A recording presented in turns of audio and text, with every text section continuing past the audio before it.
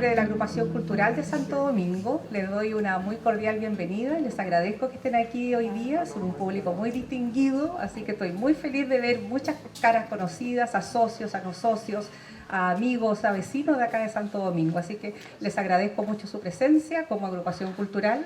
Les recuerdo que tenemos esta Expo Arte que está muy interesante, muy novedosa. Dejo el micrófono inmediatamente, los dejo con el curador de la muestra que hoy día tenemos en Expo Arte, que es Marcos Llerena, y él va a hacer la presentación de nuestro artista invitado de hoy. Muchísimas gracias.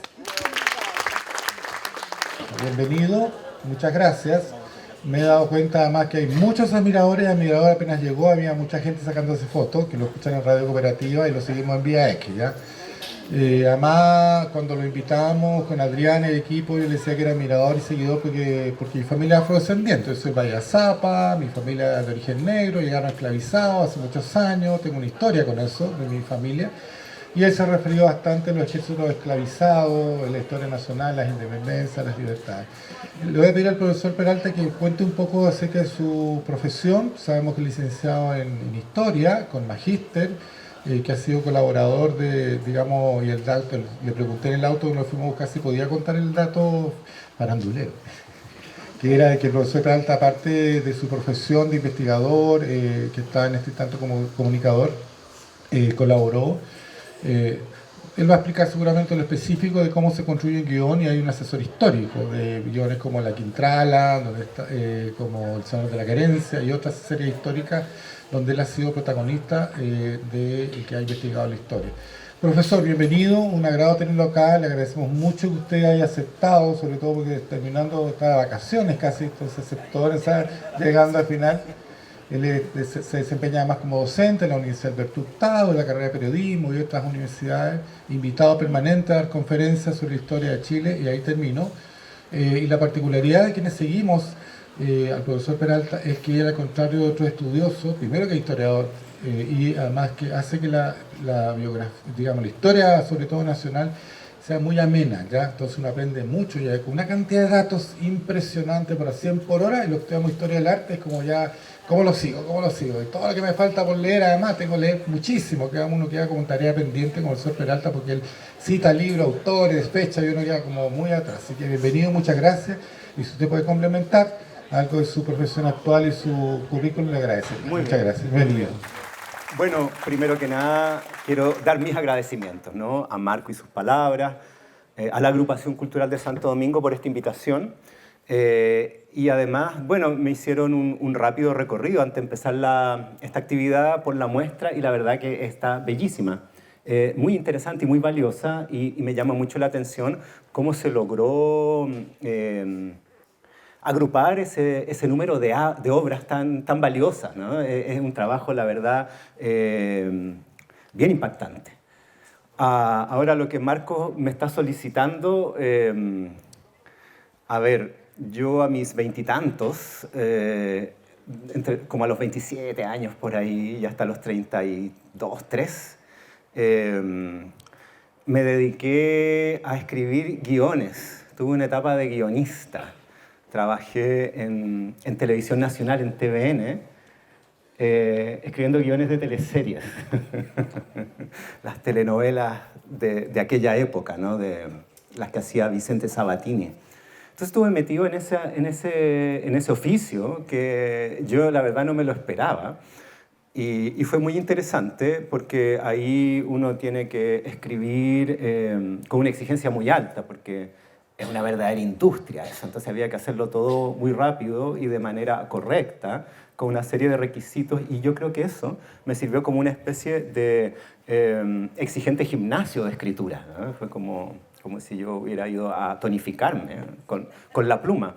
Y me permitió también adquirir ciertas estructuras narrativas que me siguen siendo útiles hasta el día de hoy para todo tipo de trabajo de texto, ya sean de ficción como científicos, por cómo uno ordena el texto. Y creo que eso también me colabora cuando trabajo en tareas de difusión, porque me ordena la cabeza y el relato. Entonces creo que eso es algo que me queda de aquellos años. Y bueno, y posteriormente, cuando volví a la academia, en vista de esa experiencia, tuve una suerte de doble militancia, digamos, ¿no? Entre la academia y esto audiovisual, donde me solicitaban hacer trabajos de asesorías históricas para diversas obras, en vista de mi formación como historiador y de mi oficio de guionista. Entonces, por eso hice muchos trabajos de esa índole.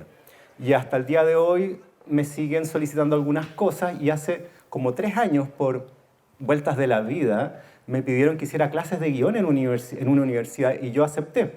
Así que estoy también haciendo clases de escritura de guión, como volviendo a los viejos tiempos. Entonces, ese ha sido un poco mi recorrido. Ahora, yendo al tema que nos convoca. A mí me invitaron a venir acá para que conversáramos, y eso es lo que yo les quiero proponer, que esto sea más bien una conversación que una conferencia. Por eso yo los PowerPoint los evito como a la peste. Creo que mejor que conversemos sobre España, ¿no? Que tiene que ver con esta muestra, esta Gaudí presente, ¿no? Y su obra, y en particular sobre el famosísimo viaje del Winnipeg, ¿no? Este barco que viene de España tras el término de la Guerra Civil Española a Chile, trayendo un número muy importante de españoles que venían escapando de la guerra.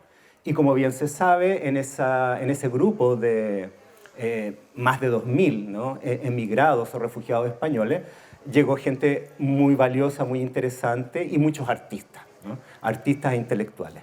Entonces, la idea es que conversemos un poco cómo fue ese viaje, qué ocurrió ahí, cuál fue el contexto, y eso en el contexto, ¿no? de los años 30 en Chile. Esto ocurre el año 1939.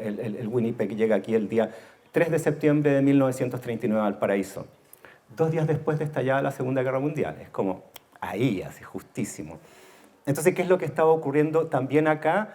Desde la siguiente perspectiva, que a mí me parece que puede ser interesante, que nos sirva como guía, más allá de lo anecdótico que pueda haber de estos hechos, que es que Chile ha mantenido durante largo tiempo, y desde su etapa casi fundacional como república, y eso lo vemos en nuestra canción nacional, de ser un país de acogida y de asilo, ¿no? Como dice el coro de nuestra canción nacional: o la patria serás de los libres, o el asilo contra la opresión.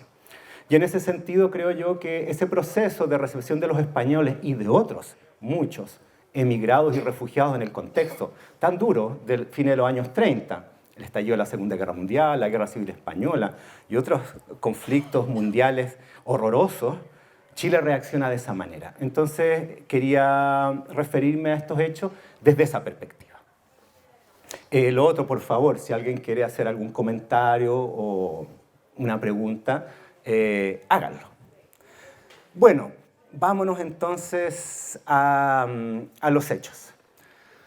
En la avenida del Winnipeg a Chile hay algunos personajes que van a ser muy importantes. El presidente de Chile en esa época, don Pedro Aguirre Cerda, recientemente elegido, a fines del año 1938, y también un personaje, ¿no? del arte, de la literatura, de la poesía, que va a gestionar este viaje, que lo va a organizar en España, enviado desde Chile, con un cargo ad hoc por el presidente de la República, que es Pablo Neruda. Entonces, ¿cómo ocurre esto, ¿no? ¿Cómo se llega a esto? Bueno, Pablo Neruda y otros artistas, escritores, poetas en aquellos años y por largo tiempo eran enviados por el Estado como cónsules y diplomáticos. Yo creo que es una costumbre que debiera recuperarse, para bien de los artistas que a veces andan un poco guachos, y también porque la verdad que tienen un calibre intelectual y artístico de la mayor relevancia, y que pueden ser en ese sentido espléndidos representantes de Chile en el extranjero, y en el caso de Neruda lo fue a través de esta experiencia. Bueno, Neruda fue enviado como cónsul muy joven a distintos lugares, estuvo en Asia y llega a España el año 1934 como cónsul en Barcelona. Y bueno, cuenta Neruda que llega de cónsul a Barcelona y la verdad que no lo pasaba muy bien, porque Barcelona en esa época como puerto era una ciudad más bien mercantil y tenía que hacer mucho trabajo de tipo estadístico, y según confidencia, ¿no? Pablo Neruda, él era un desastre para las matemáticas y en toda su vida nunca pudo aprender a dividir, que era una de las tareas que debía ejecutar en ese cargo, ¿no? Entonces, el cónsul en Barcelona, don Tulio Maqueira, que lo apoya, le dice, mire Pablo, la verdad que lo que usted debe hacer es dedicarse a las letras, la estadística lo va a matar. Así que váyase a Madrid, porque en Madrid hay una vida cultural más rica en este momento que en Barcelona. Así que creo que le conviene a usted y le conviene a Chile. Y bueno, y resulta que el consulado en Madrid está ocupado hasta principios de 1935, ni más ni menos que por Gabriela Mistral. Entonces, para que vean ustedes más o menos el calibre de nuestros cónsules. Y Gabriela Mistral es trasladada, se va a ir a Italia después, entonces le dan el lugar a Neruda y se va a Madrid a principios del año 35. En el 34 ya había conocido a algunas personas, entre ellas ni más ni menos que a Delia del Carril, ¿no? Que se va a convertir en su mujer, y a Rafael Alberti. Pero llega a Madrid y la verdad que la vida cultural, intelectual y artística de Madrid en esos años es espléndida, ¿no?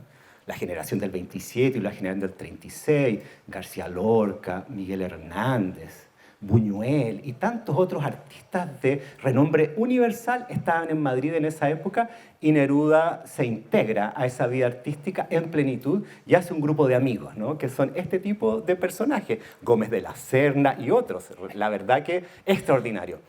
Bueno, la cosa es que él está en Madrid el año 35 y el año 1936, como todos lo sabemos, después de vivir más o menos un año y medio en Madrid disfrutando de este ambiente cultural, estalla la Guerra Civil Española, ¿no? Estalla en abril de 1936, en julio de 1936, y la verdad que esto va a ser, como bien se sabe, una catástrofe, ¿no? Más allá de las posiciones políticas que cada cual pueda tener, murieron 1 millón de españoles y otro 1 millón de emigrados o refugiados que se fueron de España.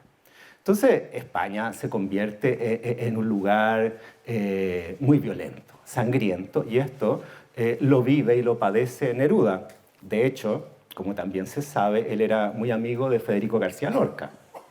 Y Federico García Lorca fue asesinado un mes después del estallido de la Guerra Civil Española, y él era gran amigo. Entonces, cuando sabe de esta noticia, que es asesinado vilmente, en medio de la noche, en un camino cerca de Granada, y arrojado a una fosa común, de la cual aún no ha sido encontrado hasta el día de hoy. Es un asesinato vil. Él queda conmovido, ¿no? Porque García Lorca, además de ser un gran poeta, era un personaje entrañable. Y esto hace que Neruda reaccione con mucha vehemencia ante la violencia de la Guerra Civil Española. Todos sabemos que Neruda era un hombre de izquierda, que luego va a ser miembro del Partido Comunista, incluso senador comunista. En esa época aún no lo era. Pero la Guerra Civil Española lo va a radicalizar políticamente y también va a hacer cambiar su poesía. Hasta ese momento Neruda había escrito, bueno, su primera etapa romántica, ¿no? Los famosos 20 canciones de amor y otras, y su etapa más surrealista, Residencia en la Tierra, pero tras el estallido de la Guerra Civil Española y de la muerte de García Lorca, su poesía se modifica y se politiza. Y es la que luego va a derivar en su canto general. Y en ese contexto, aún él siendo cónsul, el año 1937, decide escribir un libro que refleje esta situación y esta nueva sensibilidad. Y es un libro de poesía que se llama España en el corazón, donde él, en cierto modo, denuncia poéticamente estos horrores. Y la verdad que ese libro es impactante y tiene una historia insólita. Resulta que ese año 37, bueno, el libro comienza casi con un recuerdo y homenaje a García Lorca y su asesinato. Y luego sigue hacia adelante. Y es un libro estremecedor. El mismo año 37, el gobierno chileno, en vista de esta, digamos, militancia política de Pablo Neruda, lo retira de su cargo de cónsul y lo llama de vuelta a Chile.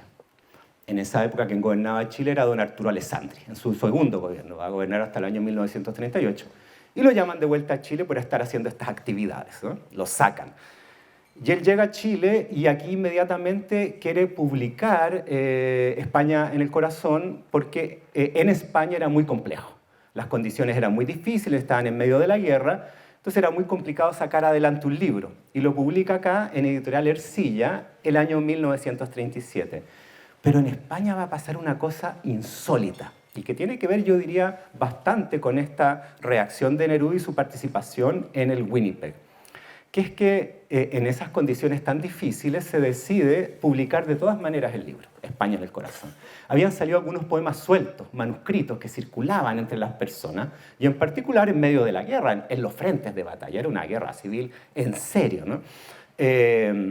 Y resulta que en eso un editor español, poeta, Manuel Altolaguirre, amigo de Neruda, decide publicarlo en España de todas maneras.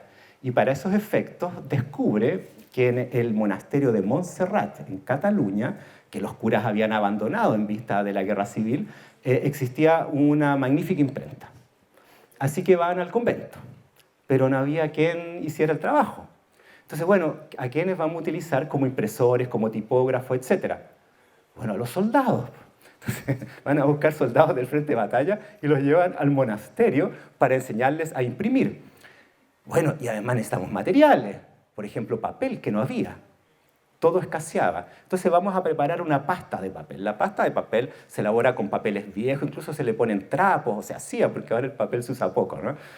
Y empiezan a hacer esta mezcla de papel con papeles viejos, con trapos, pero tampoco había mucho. Entonces cuentan que entre los materiales que se utilizan para la confección del papel de ese poema va a haber el uso de vendajes utilizados por heridos. Imagínense esos materiales. El uso de uniformes de soldados muertos. El uso de banderas capturadas al bando enemigo. Y con eso hacen la pasta del papel y logran sacar una edición de 500 ejemplares numerados el año siguiente, el año 1938. Y ese año es el año en que el bando republicano, del cual digamos, Neruda se sentía solidario, empieza a perder la guerra civil. Y cuenta Neruda que en ese contexto empieza la emigración española a Francia, ¿no?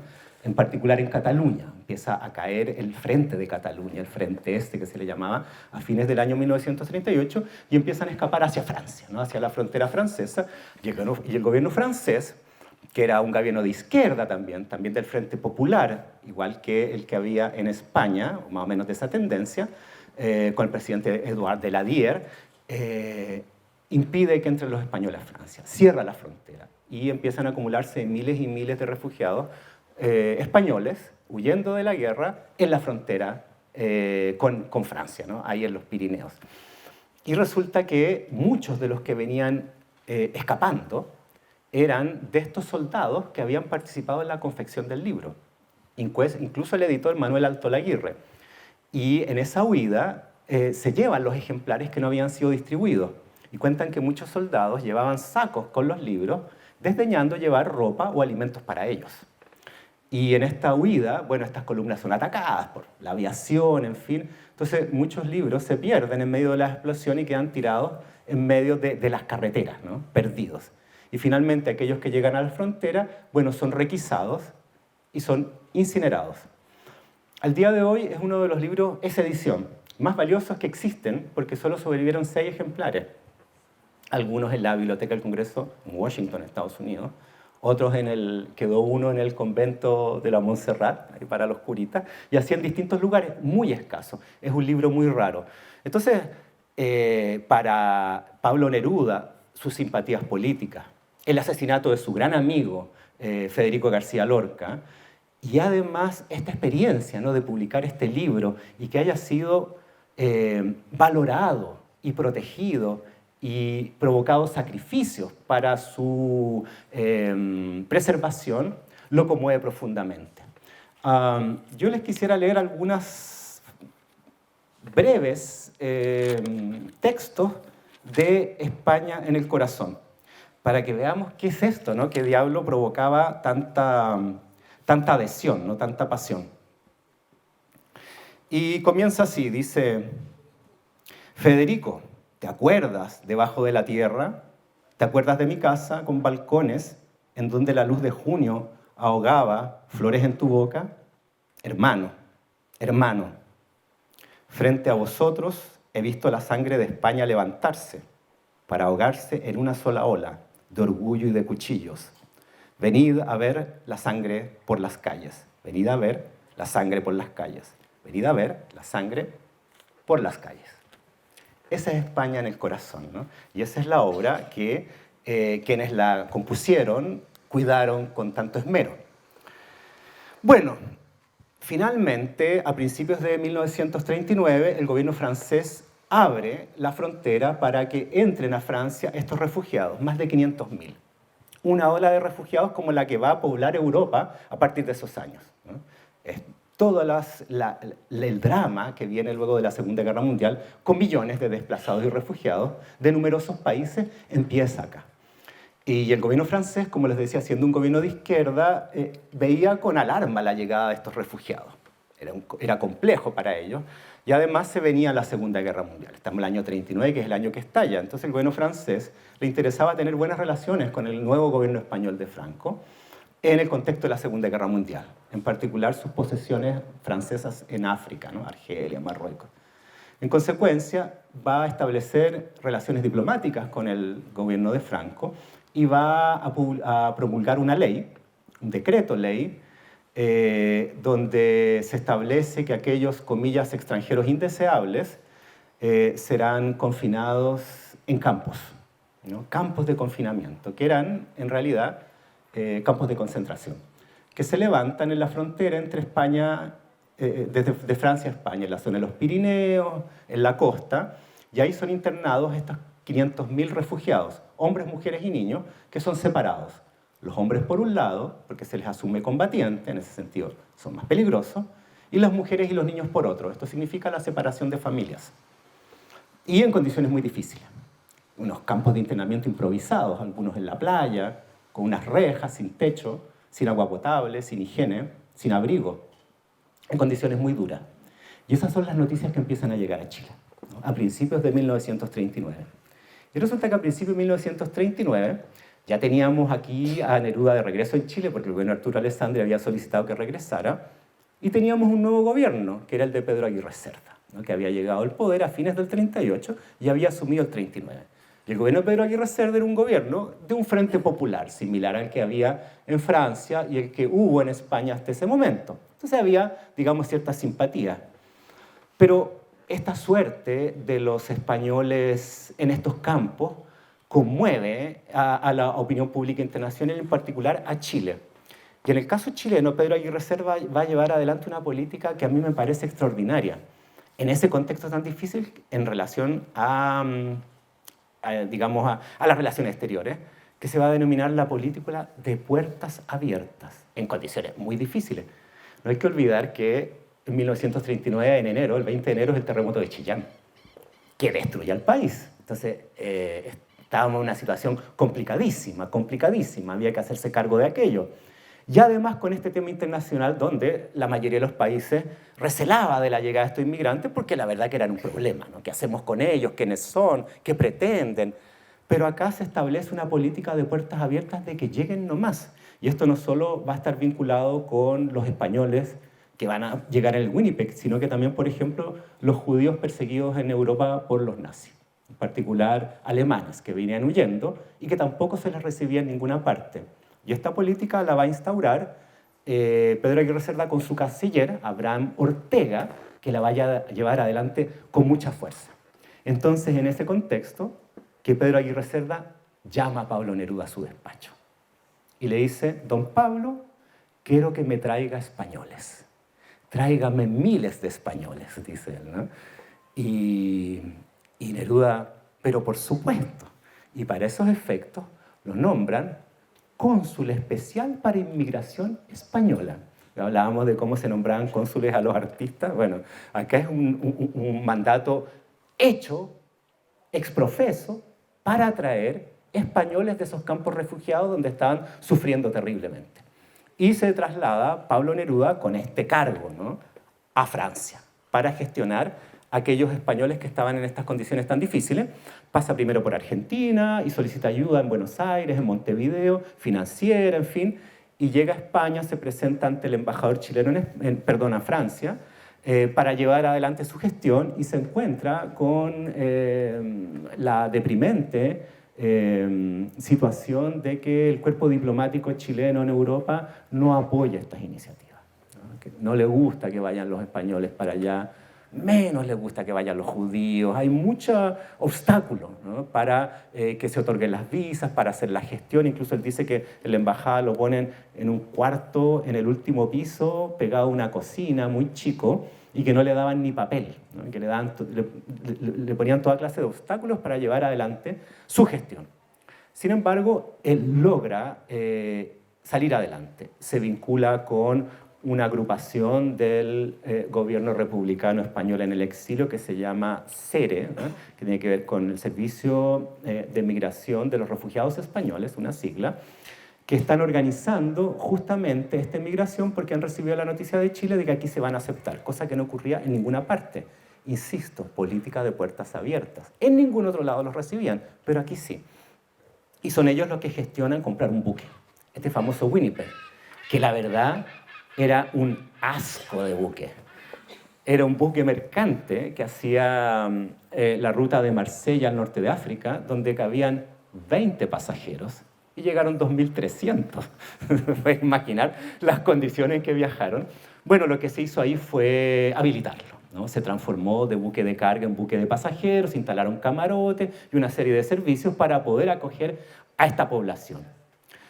Hacer un trabajo muy complejo de seleccionar a quienes van a ser parte de esta emigración, que tengan los papeles correspondientes, y van a estar ahí españoles de toda España, catalanes, madrileños, andaluces, vascos, gallegos, y también de todos los partidos políticos. Por supuesto, el Frente Popular, comunistas, socialistas, anarquistas, radicales, republicanos, pero también nacionalistas.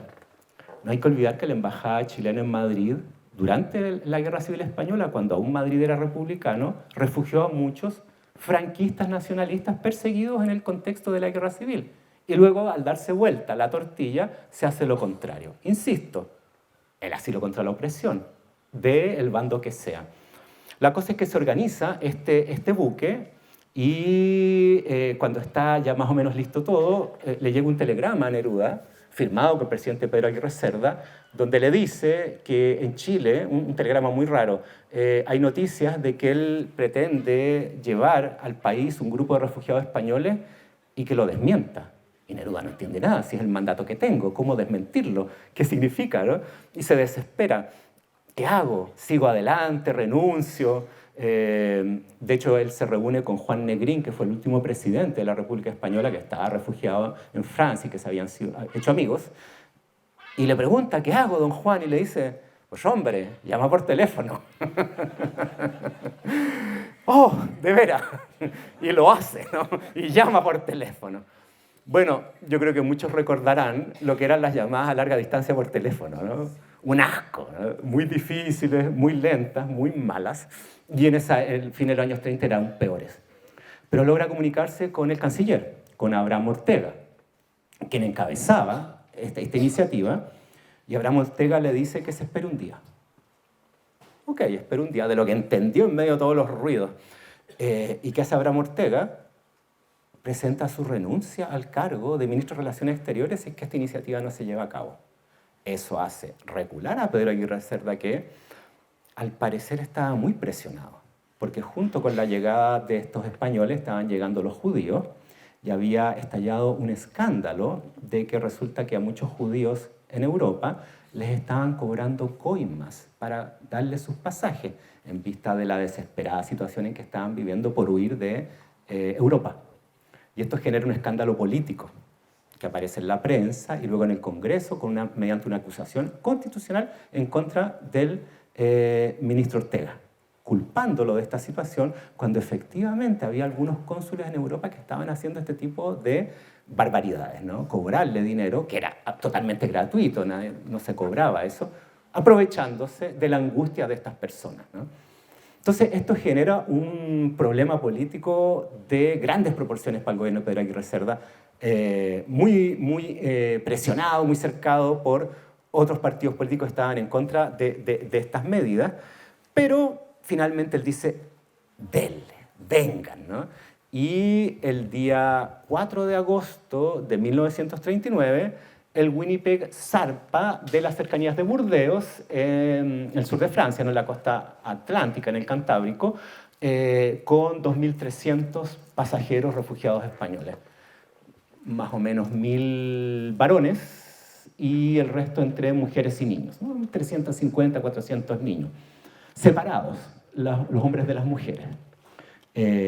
Cuentan que, bueno, ahí se reencontraron muchas familias. Es algo muy dramático porque cuando se arman las listas de quienes viajan, lo cual era muy angustioso, o sea, estoy o no estoy en la lista, se reúnen en Burdeos y en las cercanías del puerto de embarque familias que habían sido separadas por la guerra, porque en estos campos de internación franceses se habían mandado a los hombres para un lado y a las mujeres y los niños y los ancianos para otra. O sea, además de los desastres de la guerra, eran familias separadas por larguísimo tiempo. Yo los invito a ponerse en esa situación, ¿no? Que a uno le ocurriera algo así con su familia, con sus hijos, es un drama. Y se reencontraban ahí, en ese momento, antes de embarcar. Entonces las escenas son muy dramáticas. Bueno, suben a bordo y los separan de nuevo, ¿no? Me imagino para ordenar el viaje, para que no haya problemas. Entonces, los refugiados a bordo del Winnipeg descubren que hay un espacio de encuentro íntimo entre los matrimonios separados. Los botes salvavidas. Los botes salvavidas tienen una cubierta de lona impermeable, muy gruesa, y bueno, ven que ahí hay una posibilidad de intimidad, ¿no? Y algunos cómplices vigilan que nadie venga a interrumpirlos en ese momento de intimidad, y así vienen los reencuentros largamente esperados. Ustedes saben que nació una niña en el Winnipeg, ¿no? Que lleva el nombre Winnipeg. Bueno, ella fue concebida mucho antes, pero sería interesante hacer una estadística de quienes nacieron 9 meses después, ¿no? de agosto de 1939. Bueno, este viaje va a durar un mes, viaje largo. Está a punto de estallar la Segunda Guerra Mundial. En el viaje, para poder hacer el viaje un poco más grato, se publica una especie de diario. Estaba lleno de artistas, ¿no? Intelectuales, escritores, gente muy interesante. Se hacen conferencias, toda suerte de actividades. Y bueno, las discusiones políticas, imagínense, venían de la guerra civil. Y no sé si ustedes saben, pero en el contexto de la guerra civil española, los comunistas y los anarquistas se odiaban, así, pero profundamente. Y cuando están ya llegando a Chile, por ahí por el 23 de agosto, ocurre un hecho internacional, que es que se firma un pacto entre la Alemania nazi y la Unión Soviética, entre Hitler y Stalin, el llamado Pacto Molotov-Ribbentrop, que es un pacto de no agresión entre la Alemania nazi y la Unión Soviética, que eran los dos enemigos declarados del mundo en esa época, una cosa muy extraña, ¿no? Es como si ahora Estados Unidos firmara un pacto con Corea del Norte. Bueno, así como están las cosas, a lo mejor ocurre, ¿no? ¿Quién sabe? La cosa es que ahí los comunistas quedaron muy mal, los comunistas españoles, todos los otros les cobraban sentimientos de cómo firman, ¿no? Con la Alemania nazi. En fin, había esa clase de discusiones. Los últimos días de navegación van a ser a oscuras, porque el 1 de septiembre de 1939 estalla la Segunda Guerra Mundial con la invasión de la Alemania nazi a Polonia. Ellos van a llegar a Valparaíso el día 3 de septiembre. Entonces los últimos 2-3 días de navegación van a ser a oscuras para evitar un ataque de un submarino alemán, ¿no? De un U-boot. Una semana antes de la llegada al Valparaíso van a recalar en Arica y algunos de los refugiados van a descender en Arica y se van a quedar allá, ¿no? Otros tantos, por supuesto, en Valparaíso, y de Valparaíso algunos se quedan en Valparaíso, algunos otros van a seguir a Argentina, a Buenos Aires, pero la gran mayoría se va a ir a Santiago. Y en Valparaíso se le hace una recepción, ¿no? Se le hace una recepción muy acogedora y además atención médica. Y la atención médica es encabezada por el entonces ministro de Salud, Pedro Aguirre Cerda, que era un jovencísimo Salvador Allende, ¿no? Cuando hacía de médico y ministro de Salud. Y bueno, se les va a examinar y se les va a vacunar, por ejemplo, del tifus. Pero es un tifus, el tifus exantemático, que es un tifus que es por un bicho, es la enfermedad de la pobreza, ¿no? De la miseria, del hacinamiento, de las malas condiciones higiénicas, por de dónde venían ellos, ¿no? De esta situación tan difícil. Supe ahora hace poco, me contaron que los niños que venían ahí fueron rapados, también por los piojos, por ese tipo de cosas. Y son recibidos en Santiago y se integran rápidamente a la vida nacional. Profesor, disculpe que lo interrumpa, tengo entendido que no lograron reunir los fondos para contratar el servicio del barco y los norteamericanos, finalmente los cuáqueros, terminan financiando el barco. Que hubo problema de financiamiento del buque de carga, que era un contrato. Ajá. Ah, mira, no sabía, no tenía idea. Qué bueno, ya, muchas gracias. Ajá, buenísimo.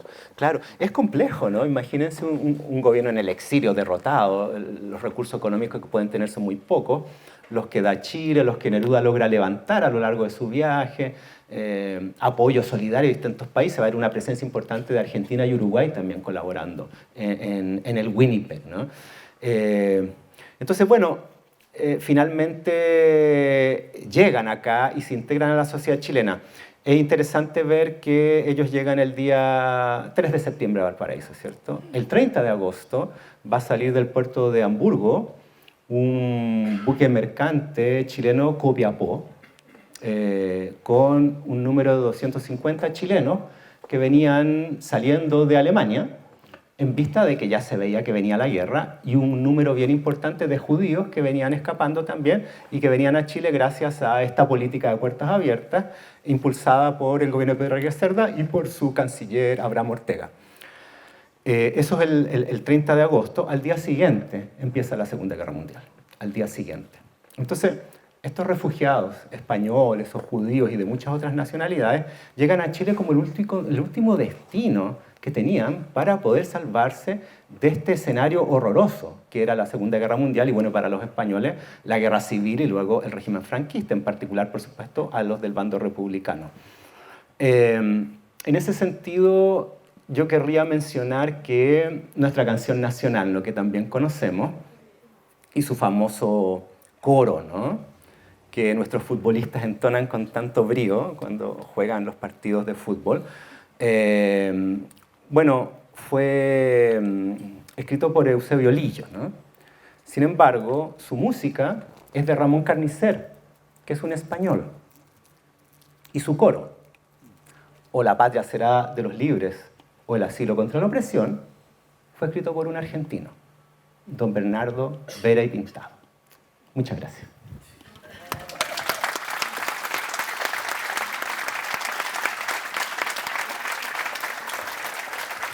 Muchas gracias, profesor. Efectivamente, gracias. Aplausos, por favor. Gracias. Efectivamente tenemos figuras notables en el Winnipeg. Hay dos que están en esta sala. José Bru, que tenemos entendido que venía en el barco, y también José Balmes, ambos premios nacionales, que están en nuestra sala, y otros más.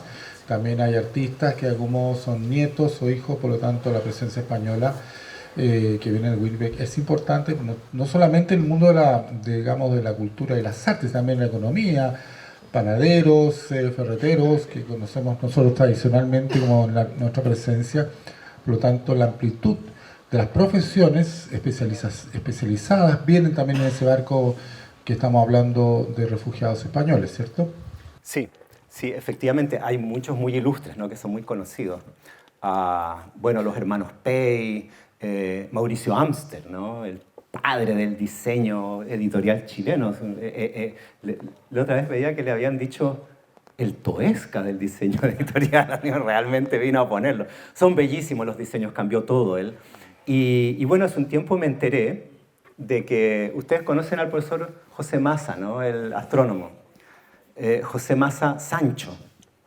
Él es hijo de refugiados del Winnipeg. Yo no tenía idea, él me lo contó. Yo lo conocí por mi hermana, que conoce a su señora, en fin, cosas así.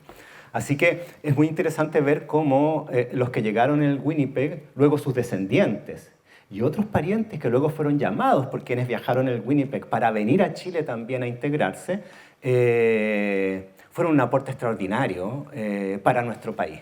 Entonces, en ese sentido, ver que estas medidas, ¿no?, de apertura para la llegada de estos refugiados no solo tienen que ver con una obligación de la más estricta y básica humanidad, sino que también fueron de gran beneficio para el país. Está Leopoldo Castedo también. Ah, sí. Bueno, Leopoldo Castedo ahí. El colega. Leopoldo Castedo hizo una cuestión insólita, porque resulta que Leopoldo Castedo llega a Chile y él se pone a trabajar al poco tiempo con Encina, ¿no? Con don Francisco Antonio Encina. Bueno, Leopoldo Castedo era un republicano español, ¿no? Era un hombre de izquierdas y don Francisco Antonio era muy conservador.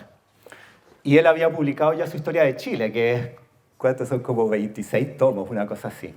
Entonces el editorial le dicen, oiga, don Francisco Antonio, ¿por qué no hace una versión abreviada mejor de esto? Porque es un poco extensa. Y él acepta. Y para hacerla, solicita la colaboración de Leopoldo Castedo, a quien se lo presentan, y él lo ve como un extraordinario historiador, como un hombre muy competente, muy inteligente, muy trabajador. Además que Francisco Antonio Encina era un hispanista. O sea, sí, Encina era un hispanista. Entonces ve ahí que hay un vínculo interesante. Entonces, ¿qué hace Castedo? Y resulta que Encina resume, ¿cierto?, su historia de Chile, de estos 20 y tantos tomos, a 3 bien guatones. No sé si alguien los tiene en su casa, porque es una de las obras más vendidas de la historia editorial chilena. En mi casa había, yo por ahí tengo unos tomos. Y esa obra es ilustrada. Viene con ilustraciones, con mucho mapa y con fotografías cuando cabe. Entonces, ¿qué hacía Leopoldo Castedo?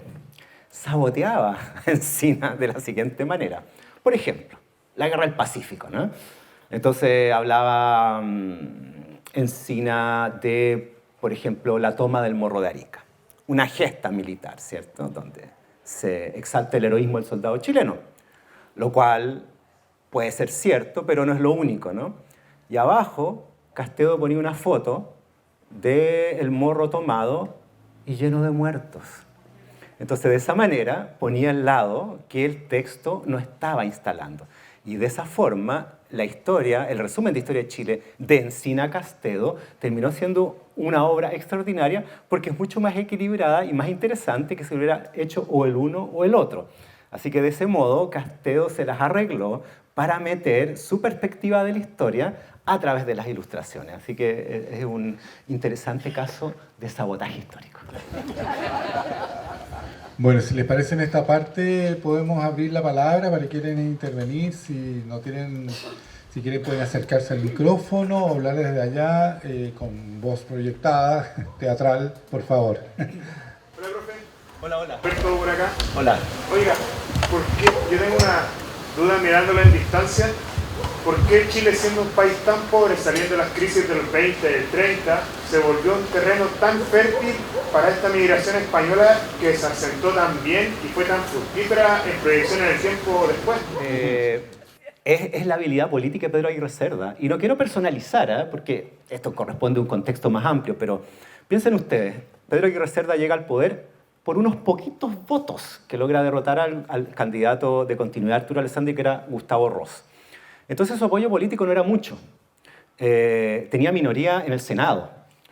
Y resulta que más encima le viene el terremoto de Chillán y la Segunda Guerra Mundial. O sea, no puede ser más complejo el escenario. ¿Y qué hace él? Lo aprovecha.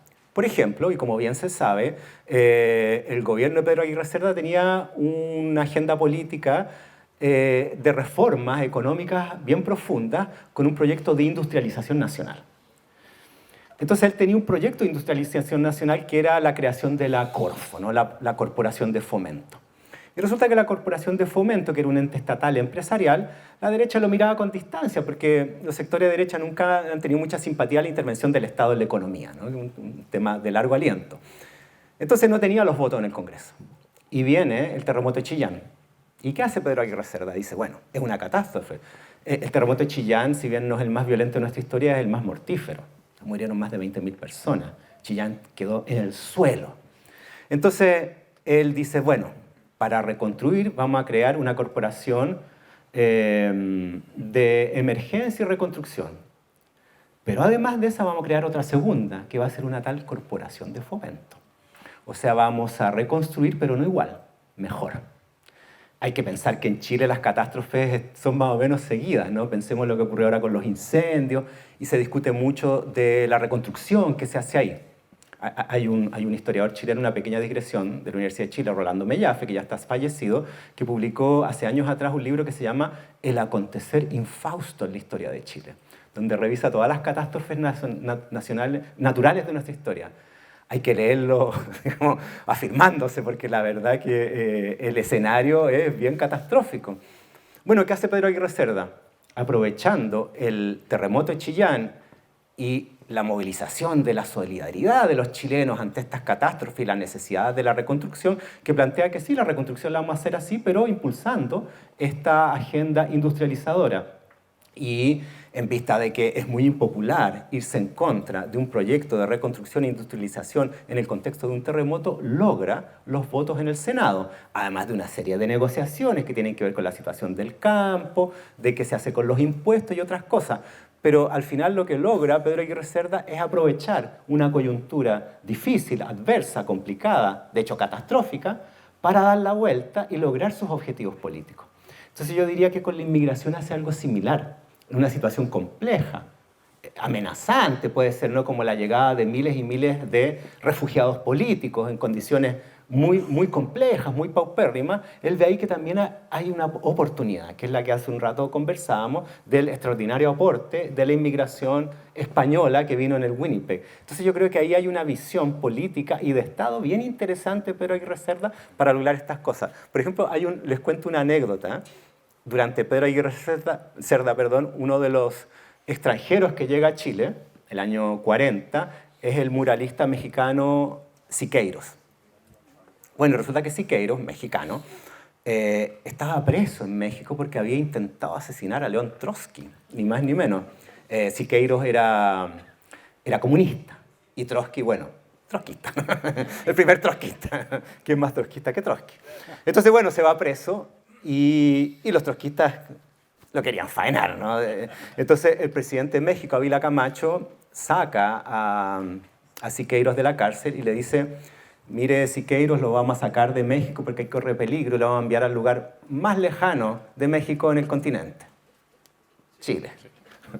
Entonces llega Siqueiros el año 40 a Chile y cruza por Arica, ¿no? Y está en Arica y llega la PDI a detenerlo porque hay una orden de detención porque se han enterado de la llegada de Siqueiros y la oposición al gobierno de Pedro Aguirre Cerda en el Congreso dice: no, a este sí que no. O sea, llegan los españoles, llegan los judíos, pero este tipo no, este sí que no entra. O sea, comunista, borracho, pendenciero, no sé, no lo queremos acá. No, y además pinta murales, y tan feos, tan raros. Entonces, que se vaya Siqueiros, no lo queremos acá. Y Siqueiros desesperado, entonces se comunica con el gobierno y Pedro Aguirre Cerda, al más alto nivel, se comunica con Ávila Camacho en México para ver qué hacemos con Siqueiros, ¿no? ¿Cómo lo hacemos entrar a Chile? ¿Lo devolvemos? ¿Qué carajo? Y Pedro Aguirre Cerda dice: tengo la solución. El terremoto de Chillán, nuevamente. ¿Qué ocurre? En Chillán, el gobierno mexicano o el pueblo mexicano había donado la construcción de una escuela, la Escuela México. Bueno, él viene a pintar murales, pues. Obvio. No es que lo vengamos a esconder, que venga arrancando, no, esos son puros cagüines. Él viene a pintar un maravilloso mural en la Escuela México donado por la solidaridad mexicana. ¿Quién rechaza eso? Imposible, ¿no? Ahora, lo fondearon en Chillán y no asomó la nariz como en 2 años. Y bueno, producto de esta nueva maniobra política de Pedro Aguirre Cerda, que aprovecha la coyuntura, es que tenemos en la Escuela México uno de los murales de mayor valor en el muralismo latinoamericano.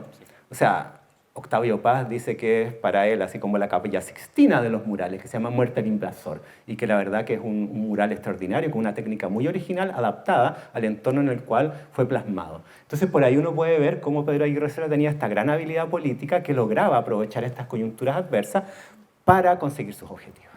¿Se sabe algo de los criterios de selección o si hubo una comisión o quiénes elegían a los españoles que iban a venir en el Winnipeg a Chile? Mire, la verdad que desconozco el detalle de los criterios de selección, pero lo que sí yo sé es quiénes finalmente viajaron. Y es interesante ver de que fue conformado por un grupo variopinto. O sea, primero de todas partes de España. Y porque con la guerra civil el bando republicano quedó más bien al norte de España, ¿no? y el bando nacional o franquista más bien al sur. Y también bueno, en su mayoría, como eran refugiados, eran de partidos políticos de izquierda, pero también había algunos españoles franquistas o nacionalistas. Entonces, en ese sentido, es interesante ver eso. Lo otro es que se solicitaba de parte de grupos en Chile y también de los sectores políticos contrarios a estas medidas, de que quienes vinieran aportaran al país. ¿Y qué se pensaba en eso? De que, bueno, de que vinieran artistas no era aporte, ¿no? Que fueran agricultores, que fueran obreros, que fueran técnicos. Entonces muchos de ellos pasaron por oficios que no tenían, porque como bien sabemos llegó un número importante de oficios inútiles, ¿no? Como los artistas, los pintores, los editores y los historiadores. Pero entonces en ese sentido yo eso es lo que conozco más o menos de lo que se hizo para hacer la selección. La masacre del Seguro Obrero hubo un rol, ¿no? Bueno, la masacre del Seguro Obrero ocurre el 4 de septiembre de 1938, antes de la elección de Pedro Aguirre Cerda. Iba a ser la elección a fines de ese año, y justo antes de la elección hay esta especie de golpe o putsch, ¿no? del grupos nazis o nazistas chilenos, que se toman el edificio del Seguro Obrero, que queda frente a la Moneda, que ahora es el Ministerio de Justicia, y la Casa Central de la Universidad de Chile, para provocar la caída del gobierno de Arturo Alessandri y que llegara al poder el general Ibáñez. Este intentona fracasa porque Alessandri reacciona con la mayor violencia, ¿no? Ordena que estos sublevados o golpistas sean asesinados, y los que estaban en la Casa Central de la Universidad de Chile son sacados a cañonazos. Hay fotografías muy impactantes de un cañón de artillería emplazado frente a la Casa Central de la Universidad de Chile, un cañón, y así abre la puerta, ¿no? Y luego ellos son llevados al edificio del Seguro Obrero frente a la Moneda, son subidos al edificio mientras el grupo que se lo había tomado estaba en los pisos superiores y se rinde, y cuando venían bajando los rendidos y subiendo los capturados, llevados por grupos de carabineros, son asesinados en una de las escaleras. 60 muertos. De hecho, hay un libro que se llama así, 60 muertos en la escalera. Bueno, esto tuvo efectos muy insólitos, porque como ven, la elección entre Pedro Aguirre Cerda y Gustavo Ross era muy reñida, y los grupos nazistas o ibañistas más cercanos a la derecha se suponía que iban a apoyar a Gustavo Ross. Sin embargo, como son asesinados por orden de Arturo Alessandri, y que Gustavo Ross era su ministro de Hacienda y en cierto modo el continuador de ese gobierno, todos esos grupos se vuelven en contra de Arturo Alessandri y se llama a votar por Pedro Aguirre Cerda. Entonces tenemos nazis votando por el Frente Popular. Una cosa muy extraña, ¿no? Y eso permite, entre otras cosas, que Pedro Aguirre Cerda gane la elección por un estrechísimo margen, y así se investió como presidente de la República. Esto tú nombrabas el año 39, esta migración que fue muy exitosa. Segunda Guerra Mundial, todo el efecto en el mundo. ¿No se genera, dado este buen resultado, nuevas migraciones que promueva el gobierno o gobiernos posteriores después de esta época de los 40?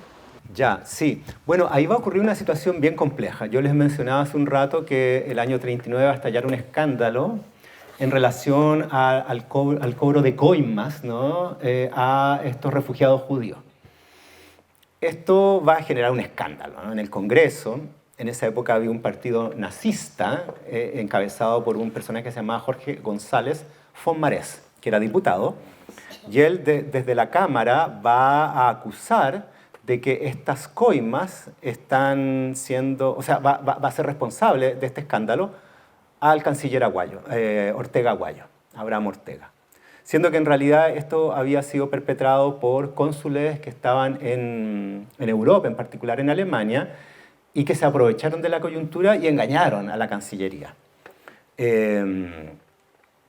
Debido a esto, se va a llevar a cabo una comisión investigadora, va a ir a tribunales, y también por una comisión presidencial y una comisión investigadora de la Cámara de Diputados, y finalmente el canciller va a resultar absuelto de todo esto, pero él va a renunciar. Y como el escándalo va a ser tan grande y las acusaciones iban en la dirección de que esta inmigración había generado estas irregularidades, en consecuencia debía detenerse, el año 1940 se detiene la inmigración y se cierran las puertas. Entonces, en ese sentido, los refugiados del Winnipeg y estos últimos grupos de judíos que llegan más o menos en la misma época van a ser casi los últimos, porque ya en 1940, producto de este escándalo político, se va a terminar con la política de puertas abiertas en Chile y eso va a durar hasta el fin de la Segunda Guerra Mundial. Entonces, en ese sentido, las posibilidades de inmigración a Chile durante la guerra van a ser imposibles. Perdona, pero el caso del vapor Copiapó, porque el gobierno chileno contrató barcos para traer judíos a Chile, y entre otros el Copiapó. El Copiapó trajo judíos a Chile, pero el otro barco no, porque era un barco de la Japaloy, ¿no? Y ellos lo hicieron bajar. Cuando se subieron al barco, lo hicieron bajar los judíos. Le dieron la orden al Copiapó de que bajara a esos judíos que estaban refugiando, y el capitán dijo que no, y les cortó el agua, les cortó todo durante un tiempo, y hubo una entente muy fuerte ahí con el gobierno chileno. Finalmente le dieron permiso que bajaran, y ese grupo de judíos llegó a Chile. Un gran amigo mío, Pedro Chasque, el gran director. Yo conozco a su hijo. ¿Tú lo conoces? Bueno, es que te cuento esto porque es muy personal una cosa, porque yo lo investigué en Alemania. Y ahí aparecía el barco contratado por la empresa alemana, ¿no? Como un barco que devolvió a los judíos, los devolvió a los campos de concentración, seguramente. Y el Copiapó llegó gracias a un capitán que logró atravesar luego el Pacífico, por el Atlántico, para llegar, ¿cierto? Claro. Y logró incluso con interrupciones de barcos nazis. Y él fue muy hábil porque hablaba de alemán, algo de alemán, y lograba responder que eran chilenos. Bueno, esto es una historia ahí, es larga, pero Copiapó tuvo un rol muy importante. Lo interesante que la historia es que los traen a Chile, llegan a la estación, llegan al Paraíso, los traen a la estación Mapocho, y como alemanes, ¿a dónde lo mandan? Porque lo mandan al sur de Chile, lo suben al sur, incluso en barracas, porque ni siquiera se llevan sentados. Y van llegando al sur y empiezan a ver las banderas nazis del sur de Chile. Vaya. Sí. Esa historia es grotesca, pero eso es lo que yo leí en texto en Alemania. Ya, perfecto, sí, yo también he investigado un poco eso, y es muy interesante. En archivos del Ministerio del Interior, en el Archivo Nacional, uno puede encontrar las listas de pasajeros. Miles y miles, ¿no? Y bueno, entre fines de 1938 a fines del año 39, durante ese lapso, llegaron a Chile aproximadamente 13.000 judíos. En ese breve espacio que fue el de la política Puertas Abiertas de Pedro Aguirre Cerda, hasta que se cierra, ¿no? Con el escándalo de las coimas y la renuncia de Abraham Ortega a la Cancillería. Entonces, durante ese breve periodo, que es como un año más o menos, porque hasta antes de eso el gobierno de Arturo Alessandri permitía que ingresaran 50 familias al año. Se puede imaginar un número paupérrimo, ¿no? Y con esto no, se abre completamente. Se pedían ciertos requisitos formales, por ejemplo, que tuvieran algún vínculo en Chile, de que alguien los mandara a llamar de acá, ¿no? Y que mostraran alguna profesión o algún capital que diera la idea de que iban a hacer un aporte. Ese tipo de cosas, más o menos. Hay una ley que se promulga, de hecho, en abril del 39 que va en esa dirección. O sea, al mismo tiempo que en Francia se está promulgando esta ley de que permite la internación de extranjeros indeseables, en Chile está promulgando una ley de inmigración que permite el ingreso, ¿no? Al mismo tiempo, eso es muy notable. Entonces, durante ese breve periodo va a haber una inmigración acelerada y muy abundante de personas que vienen escapando de la guerra. Profesor, ¿y quién es el armador que provee de esta nave para que se pueda comprar? Mire, lo que sé ahí yo, que quienes gestionan, quienes compran y quienes habilitan, ¿no? este buque para que pueda transportar pasajeros, es un servicio de migración de los refugiados españoles que corresponde al gobierno republicano en el exilio. Ellos son los que hacen eso. Pero ¿cuál es el armador del buque? Lo ignoro. Lo que yo sí sé es que ese buque hacía rutas de cabotaje y el cruce del Mediterráneo. O sea, no estaba pensado... ¿Ah? ¿Ya había venido aquí? No, estaba en Europa. Hacía la ruta de Marsella, Argel, Túnez, el cruce del Mediterráneo. Adaptado para este viaje. No es un barco de pasajeros. Claro. ¿Perdón? El armador no se conoce. No, yo no lo conozco. Debe estar por ahí. Hay que buscarlo. Muchas gracias. Si hay una palabra final. muy agradecido por la invitación, ha sido un momento muy grato y la muestra es bellísima. Yo quedé impactado. Yo sabía que había una muestra, pero no la conocía. Entonces, la verdad que casi se me había olvidado. Voy a venir a hablar de este tema, en fin. Y me hicieron un recorrido y es espectacular. Así que estoy muy contento y muy agradecido de esta oportunidad. Muchas gracias.